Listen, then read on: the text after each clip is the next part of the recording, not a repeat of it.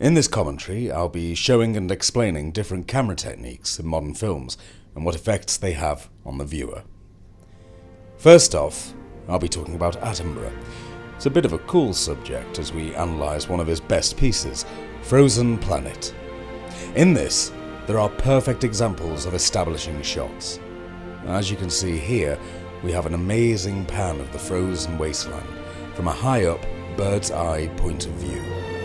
The way the shot is filmed, it moves around in a direction to make it look like the viewer is moving incredibly fast as the entire shot almost pivots around the huge mountain in the middle of the screen. This gives the audience a sense of scale and the sheer size of this monolith. Here we watch a tracking shot of the subject coming onto the screen. It shows the children and the mother walking along the ice as the camera follows their movements. These shots are framed in a way that the entire animal is visible, while also allowing it movement space. This wider shot of the bear allows it to move freely and not let it escape the shot. Now we move on to the main subject of the documentary, life. Here we see an establishing shot with the addition of the penguins as they march onto the screen. We move to the next shot and see the penguins at their eye level. This forces us to almost relate to them on their journey. As we see them eye to eye, it starts a convocation between the animals on screen and the viewer.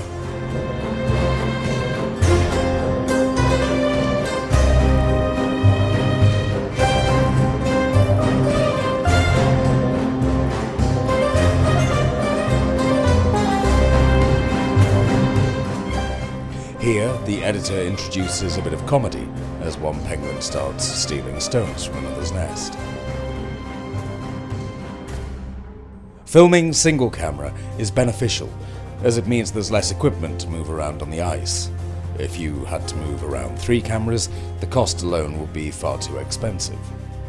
The less equipment would mean cheaper transport, quicker movement, and most importantly for this type of documentary, noise reduction. The more silently you can move, the less chance you have of scaring off the animals and the wildlife. For the film aspect of this video, I'll be analysing Kingsman, which came out in early 2014. First kind of shot is an establishing shot. As you can see here, this is a wide view of the entire terrorist base during the opening credits. Not only is it an establishing shot, it's also a wide shot and a zoom in.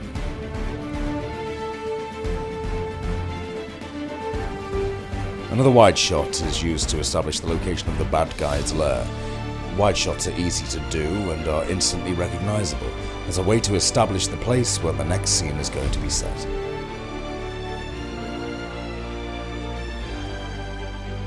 Inside, multiple shots are shown from different angles, getting an overall shot of the insides. They use master shots to get as much of the interior as possible. Now, here we see one of the best moments in the film. As certain characters are watching what's going on from the main subject's glasses, there are cutaway shots to show you their reactions to what's happening on screen. And also during this scene, lots of POV or point of view footage is used. This shows what it's like from the subject's perspective and what he's doing. In this section, we see 2 of the main characters having convocation. The camera angle swaps between them by going over their shoulder. It swaps from one person to another. This type of shot is mainly used when 2 characters are exchanging dialogue, while keeping the camera at eye level. The continued switching keeps the viewer's attention. Last but not least is the music video. This is Disturbed's The Light. It starts with extreme close-ups of the subject of the video and the items around him. Wide shot cutaways are used to show how he ended up on the operating table. The video also uses very small time-lapsed moving footage to show where the person is in relation to the video. It also uses different shots of the actors at different times of day, wearing different clothing while panning around both subjects. And this shows time passing in the video.